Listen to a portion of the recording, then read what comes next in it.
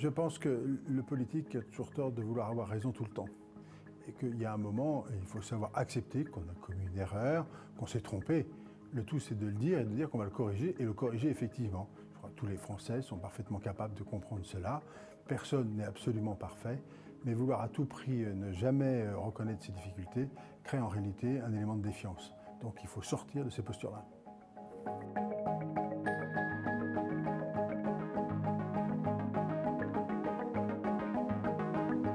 En réalité, il y a plusieurs raisons à l'échec de cette soirée de football.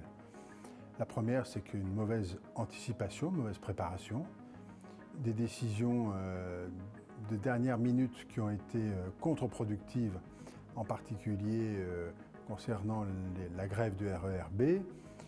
Au-delà de ça, il est incontestable que la responsabilité principale, s'il doit y en avoir une, relève sur les points de sécurité, car la Fédération française de football, par exemple, avait proposé un jalonnement à l'arrivée des supporters pour diversifier les flux, ce que la préfecture a refusé.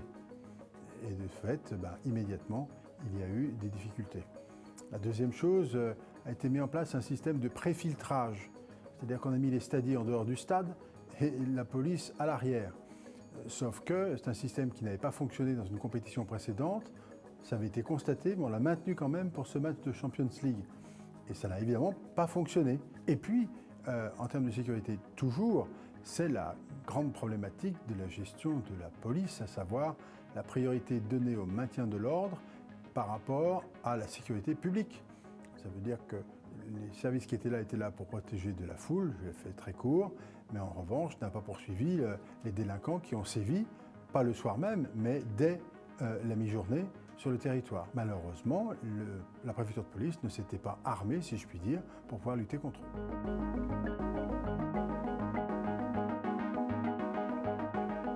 Nous souhaitons une responsabilité unique d'un organisateur parfaitement identifié qui ait la maîtrise de tout, plutôt qu'une organisation qui soit, j'allais dire, différente ou multipartenariale.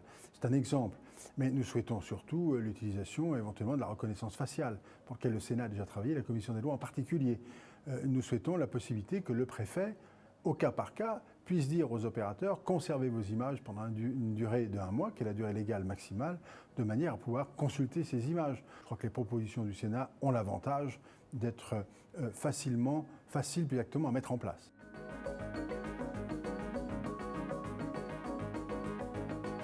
Si on a connu la vérité sur cette situation, c'est bien parce que le Sénat et la Commission des lois et la Commission des affaires de la culture ont exercé leur pouvoir de contrôle.